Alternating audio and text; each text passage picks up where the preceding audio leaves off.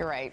All right. Is your partner the one? Well, maybe you've already said I do, or you're about to, but do you really know what you're actually saying when you repeat those lines? Joining us this morning to talk more about it, relationship expert Pastor Derek Triplett, along with some tips on all the stages of your relationship. And the book is called What You Say When You Say I Do. It's available right now. Great to have you. Good Thanks to be for being here. My pleasure. All right. So talk to me about first why you wanted to write this book, Derek. What was the meaning behind it for you? Well, the meaning behind it for me was to get people to understand how important the vows are. In 90 seconds, when you're repeating after the justice of the peace or repeating after the preacher, you make all of these promises that are supposed to be the ground rules for your relationship. Right. But they're such poetic language, and so everybody gets caught up in the poetry and all of the tapestry of the wedding. But I just made a bunch of promises. Yeah, big ones. That I'm supposed to keep. Okay, so talk to me about what you want people to know before they ever walk down that aisle. What to you is most important? Well, one of the things that we did was we took the book and we did it into two sections.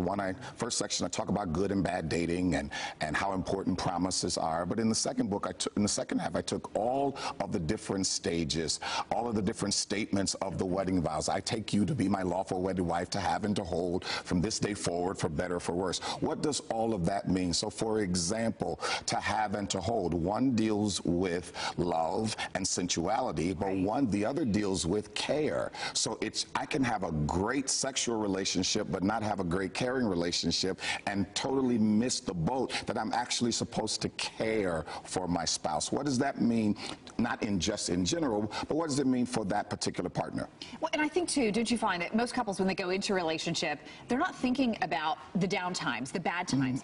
Every marriage goes through crisis at some point, but they don't think about that. Well, and they should. That's one of the reasons that I wrote the book, because you stand there and say, well, you take this person for better, for worse, for richer, for poor, in sickness and health, and everybody, I do, and they do all of that, but you're actually promising to deal with the extremes of a relationship. Can you deal with the extremes of a relationship and everything that goes in it? That's important. The vows should be the ground rules of your relationship. It's not what I hope to grow toward. It's what I'm making a promise that I'm going to do every day, for better, for worse, for richer, for poor, in sickness and in health, to love and to cherish. When I was doing the research for the book, the word cherish became very, very interesting to me.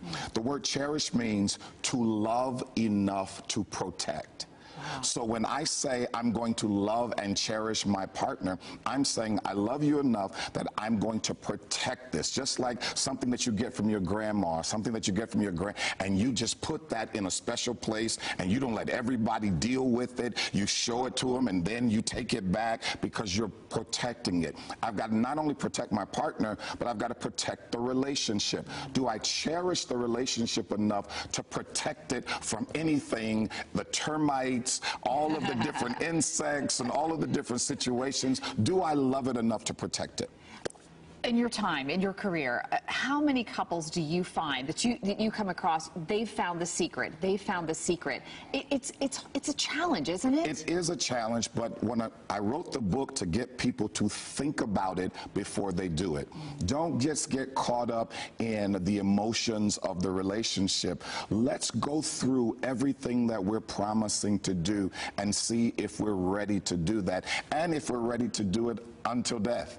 You know, not till I kill you, but until we go by natural resources. It's so important. I'm saying no one who is single should get married without reading this book. And I'm also saying that if you're married, it'll give you a different perspective and a different understanding of what this marriage thing is all about. It's an incredible piece. It's available BarnesandNoble.com and Amazon.com. And I'm really, really proud of it to get it in the hands to help couples. You should be. I've actually started reading it myself, and I like all the personal stories that you tell about yourself in it, too. Absolutely. That vulnerability is a beautiful thing. I wrote the book because I know the mistakes I made. Yeah. And I don't want to make those mistakes again. It's beautiful. Again, the book is called What You Say When I Say I Do. There's a picture of it there. Barnes & Noble, Amazon. Thank you so much. Good to be here. Thank you. As always, Derek. All right, Bob.